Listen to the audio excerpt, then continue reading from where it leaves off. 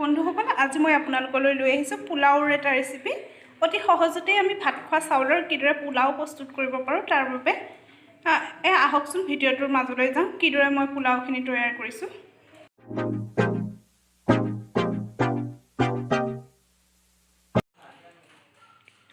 বন্ধুসকল আজি মই লৈ আহিছোঁ সাধাৰণ চাউলৰ পোলাও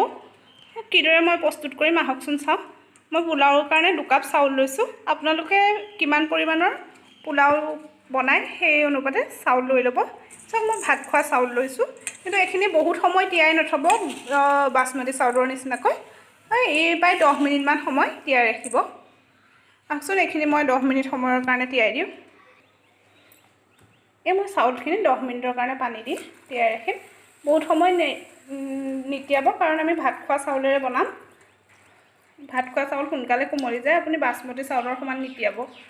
কিন্তু এখিনি সোৱাদত একদম বাসমতি চাউলৰ নিচিনাই হ'ব মই 10 মিনিট সময়ৰ কাৰণে এখিনি ৰাখি দিম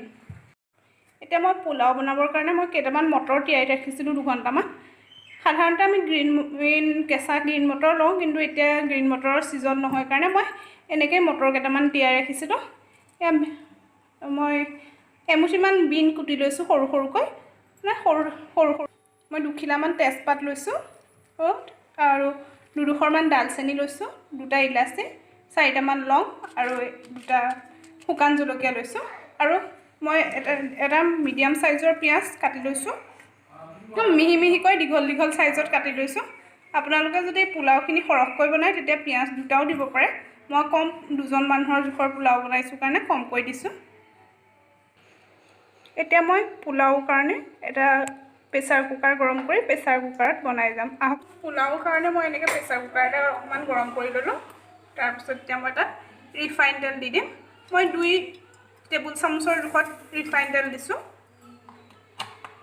তেলখিনি অলপ সময় গৰম হ'বলৈ দিম তেলখিনি গৰম হোৱাৰ পিছত মই এতিয়া অকণমান চেনি দি দিছোঁ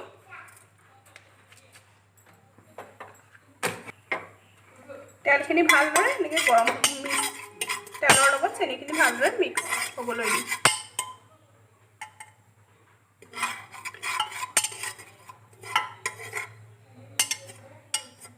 এতিয়া মই কেইটামান জিৰা ইয়াত ফুটাই লৈছোঁ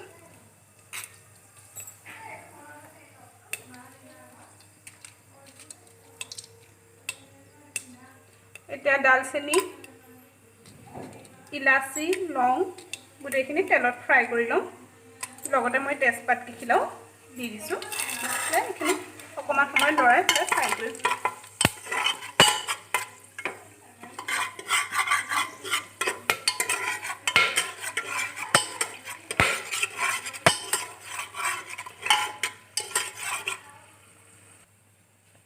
এতিয়া মই জলকীয়া দুখন আৰু পিঁয়াজখিনি একেলগে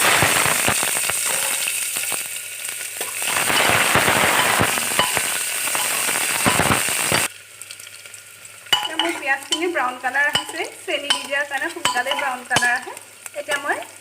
এই পাচলিখিনি ইয়াত দি ফ্ৰাই কৰিম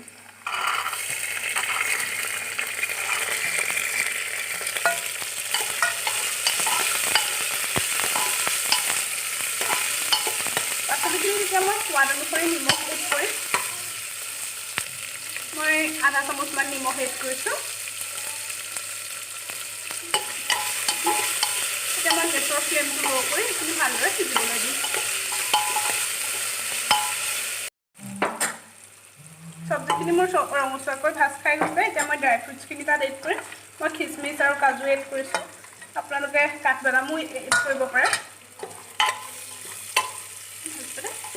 এতিয়া মই ইয়াত চাউলখিনি দিব পৰা হ'লোঁ মই চাউলখিনি 10 মিনিটমান সময় তিয়াই ৰাখিছিলোঁ এতিয়া মই চাউলখিনি ইয়াত এড কৰিম চাউলখিনি দি পেলাই মই চাউলখিনি ভালদৰে ভাজি ল'ম চাউলখিনিও সেই ফ্ৰুটছ আৰু চব্জিখিনিৰ লগত একেলগে প্ৰায় 1 মিনিটমান সময় ভাজি লওঁ চাউলখিনি মই এনেদৰে ভালদৰে ভাজি ল'লোঁ এতিয়া আপুনি যিটো কাপ বা গিলাচেৰে চাউল জুখিছিলে সেই কাপ বা গিলাচে ধৰক 2 কাপ লৈছিলে তেতিয়া